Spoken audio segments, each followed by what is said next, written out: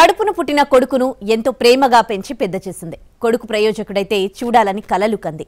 కొడుకు కుటుంబ బాధ్యతలు తీసుకుంటే చూడాలని ఆశపడింది. కానీ ఆ తల్లి ఆశలను, ఆకాంక్షలను, నమ్మకాలను వమ్ము చేశాడు ఆ కొడుకు. చెడు అలవాట్లకు బానిసై దారి తప్పాడు. అల్లారు ముద్దుగా పెంచి పెద్ద చేస్తే కొడుకేమో నీచానికి దిగజారిపోయాడు. తల్లిని కష్టాల పాలు చేశాడు. దారి తప్పిన కొడుకుని దారికి తెచ్చేందుకు ఎంతగానో ప్రయత్నించిన ఆ తల్లి చివరకు విసిగి వేసారిపోయి కఠిన నిర్ణయం తీసుకుంది. ప్రకాశం జిల్లా కంభం పట్టణంలోని మేదర వీధిలో కలకలం రేగింది. వీధి శివారు పంట కాలువ గట్టుపై రక్తపు మరకలతో 3 మూటలు కనిపించడంతో భయాందోళనకు గురైన స్థానికులు పోలీసులకు సమాచారం అందించారు. సీన్లోకి ఎంటరైన పోలీసులకు స్థానికంగా ఉండే కదం శ్యామ్ కనిపించడం లేదనే సమాచారంతో రంగంలోకి దిగారు. శ్యామ్ ఇంటి దగ్గరే ఉన్న అతడి అన్న సుబ్రహ్మణ్యంను ప్రశ్నించడంతో అతడు సంచలన విషయాలు బయటపెట్టాడు.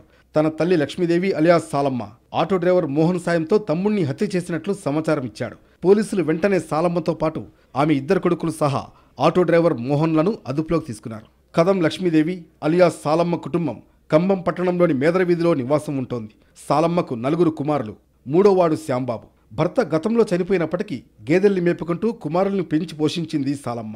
2 బిడ్డలకు వివాహాలయ్యాయి. శ్యాంబాబు మరో కొడుకు అవివాహితులు. కూలి పనులు చేసుకుంటూ జీవనం సాగిస్తున్నారు. శ్యాంబాబు డ్రైవర్గా పనిచేసేవాడు. ఈ క్రమంలో అతను మద్యం, ఇతర చెడు అలవాట్లకు బానిసయ్యాడు. అక్కడక్కడ చోరీలు కూడా చేశాడు. కొన్నిసార్లు దొరికిపోవడంతో స్థానికుల చేతిలో దెబ్బలు తిన్నాడు. శ్యాంబాబు కొంతకాలం క్రితం బంధువైన ఓ మహిళతో అసభ్యంగా ప్రవర్తించాడు. ఆ సమయంలో కుటుంబ సభ్యులు మందలించారు. కర్నూలు జిల్లాలో చోరీకి ప్రయత్నించి దొరికిపోగా అక్కడి వారు దేహశుద్ధి చేశారు.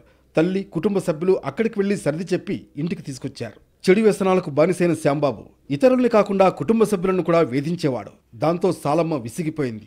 సాలమ్మ తన 2 కొడుకులతో పాటు ఆటో డ్రైవర్ మోహన్తో కలిసి శ్యాంబాబును హత్య చేశారు. అనంతరం శ్యాంబాబు మృతదేహాన్ని ముక్కలుగా చేసి 3 యూరియా బస్తాల్లో వేసి సమీపంలో ఉన్న పంట కాలువలో పడేశారు. అయితే పంట కాలువ సమీపంలో రక్తపు మరకలతో 3 యూరియా బస్తాలు కనిపించడంతో భయాందోళనకు గురైన స్థానికులు పోలీసులకు సమాచారం అందించారు.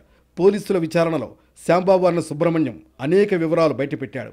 శ్యాంబాబు రోజు మద్యం సేవించి విచక్షణ మరిచి అందరినీ ఇబ్బందులకు గురిచేస్తున్నారని చెప్పినట్లు సమాచారం.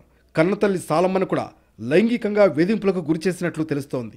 శ్యామ్ వేధింపులు తాళలేక అమ్మ కోసం తాను, తన తమ్ముడు కాశీ, ఆటో డ్రైవర్ మోహన్ సాయంతో హత్య చేసినట్లు ఒప్పుకున్నాడు. శ్యాంబాబును చంపిన అనంతరం మృతదేహాన్ని ముక్కలు చేసి మూటకట్టి పంట కాలువ సమీపంలో పడేశారు. అనంతరం తమకేమీ తెలియనట్లుగా గేదెల్ని మేపేందుకు తీసుకువెళ్లింది సాలమ్మ. 3 సంచుల్లోనూ శ్యాంబాబు మృతదేహం ముక్కలు ఉన్నట్లు పోలీసులు గుర్తించారు. ఆ వెంటనే శ్యాంబాబు అన్న సుబ్రహ్మణ్యం, తమ్ముడు కాశీ, తల్లి సాలమ్మతో పాటు ఆటో డ్రైవర్ మోహన్లను కూడా అదుపులోకి తీసుకున్నారు. ఘటనా స్థలాన్ని మార్కాపురం డీఎస్పీ పరిశీలించారు. అయితే 4గురిని అదుపులోకి తీసుకున్న విషయాన్ని పోలీసులు నిర్ధారించడం లేదు. అన్ని కోణాల్లో దర్యాప్తు పూర్తయిన అనంతరం వారిని కోర్టులో హాజరుపరిచే అవకాశం ఉంది. ఇతను వాళ్ళ సొంత బంధువుల్ని ఇతను సెక్సువల్ హరాస్మెంట్ చేస్తున్నాడనేది సమాచారం ప్రస్తుతానికి తెలిసింది.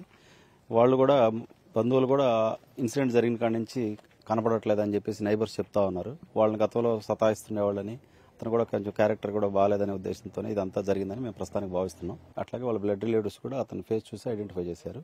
మిగతా భాగాలన్నీ కూడా అతనివే 99% దాదాపు అతను బాడీ ప్రోచర్ లాగానే అన్ని కూడా కనపడుతున్నాయి. అతనికి యాక్చువల్గా పోలియో కూడా ఉంది. అది కూడా మనం గుర్తించడం జరిగింది. మరోవైపు శ్యాంబాబు మృతదేహానికి పోస్ట్ మార్టం జరిపించారు పోలీసులు. శ్యాంబాబును చంపిన తర్వాత మృతదేహాన్ని 8 ముక్కలు చేసినట్లు గుర్తించారు.